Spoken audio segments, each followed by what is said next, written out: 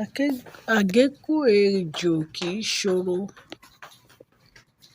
Ẹ̀yin èèyàn mi,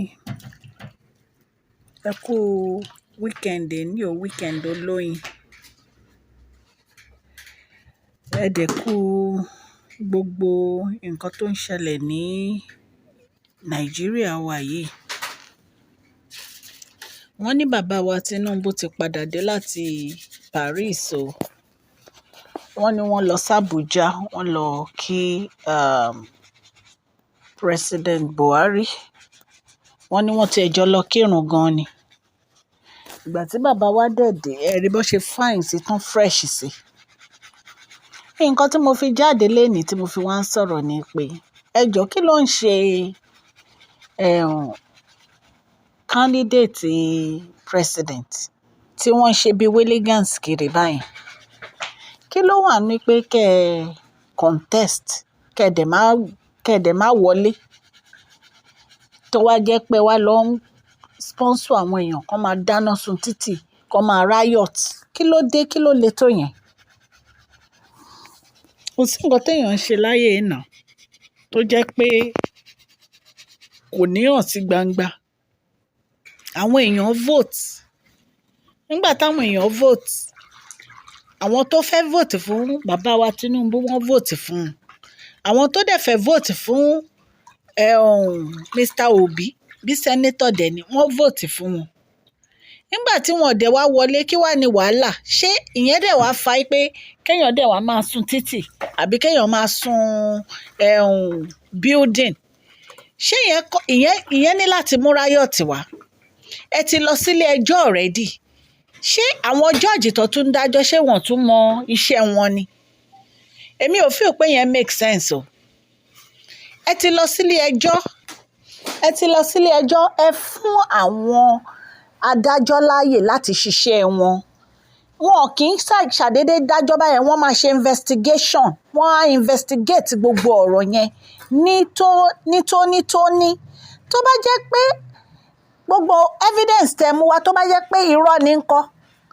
So they need to do the investigation. Bọ̀ yí pé ká máa dà, ká máa sun títì, ká máa sun hospital, èmi ò feel pé yẹn make sense o. Honestly, Nàìjíríà náà ni gbogbo nǹkan báyìí ti ń ṣẹlẹ̀. Lókè òkun tẹ́ bá ti dìbò, ó ti parí nìyẹn. Ẹni tó bá wọlé ó ti wọlé nìyẹn. Tẹ́ni yẹn bá tiẹ̀ wá ń feel pé bóyá èrú wà níbẹ̀, àwọn ilé ẹjọ́ náà máa gbọ̀rọ̀ yẹn yẹ̀wò. Tí ilé ẹjọ́ bá dẹ̀ ti dájọ́ báyìí, wọ́n ti dájọ́ nìyẹn. So kò sí pé bóyá ilé ẹjọ́ ń parọ́. So gbogbo ìwà tá a máa ń wù yẹn, ẹ jẹ́ ká tọwọ́ ẹ̀ bọlẹ̀, ká máa sun títì. Kò make sense rárá.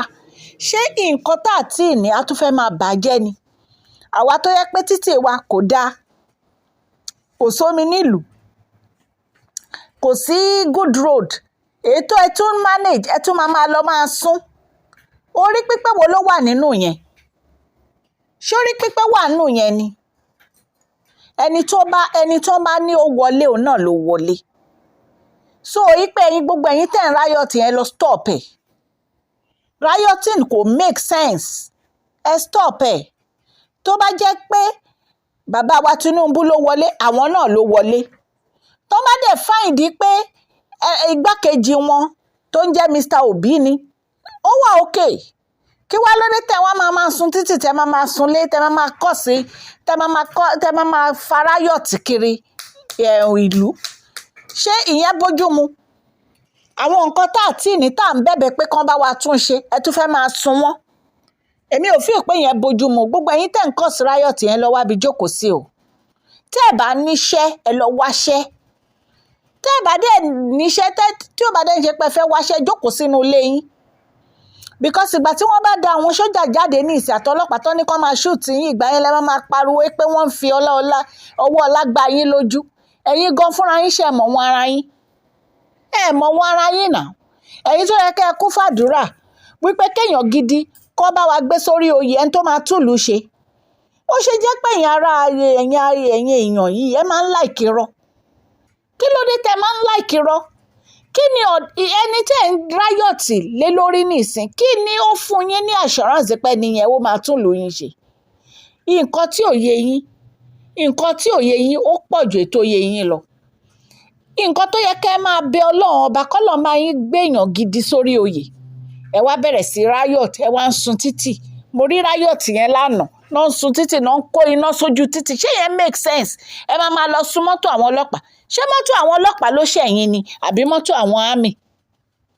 Ṣé mọ́tò àwọn ọlọ́pàá àwọn ni wọ́n contest fún president? Ẹ jẹ́ ká lọ rorí wa o, ẹ jẹ́ ká lọ rorí wa. Àwa gan la máa ń fi ọwọ́ ara wa, àwa la máa fi ń ṣera wa. Nígbà tí ẹ bá lọ damage gbogbo títì nísìn, nígbà tó bá tó bí ọdún kan wọ́n lè má ṣe títì. Ẹ jẹ́ ká rorí wa o. Mo kàn ní kí n mú ọ̀rọ̀ yìí padà wá sí orí afẹ́fẹ́ ni wípé àgékù ejò kì í ṣòro. Kí ló dé?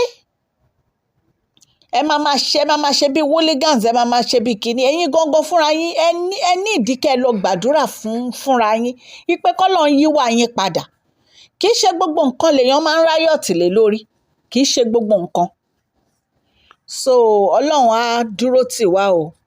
Ẹ jọ̀ọ́ ẹ subscribe o, kẹ́ ẹ dẹ̀ share, kẹ́ ẹ like. Ọlọ́run á bá wa gbé èèyàn tó bá máa túlù ṣe, ọlọ́run á gbé sórí oyè fún wa.